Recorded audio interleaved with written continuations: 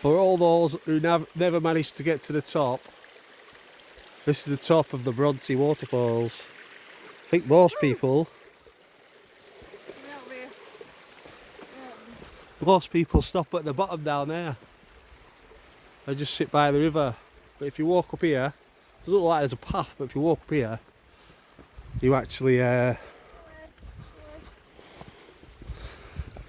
get and see some waterfalls.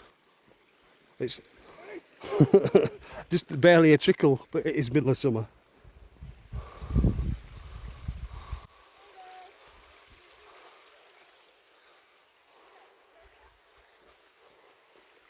Let's I guess we nearly stopped at the bottom here, so I guess I said I'm not going all that way and then getting home, finding out I didn't even see the waterfalls. So I'll come up here.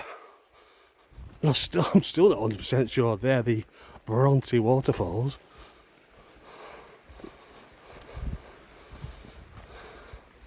Yeah, I think most people just sit down here where this little bridge is.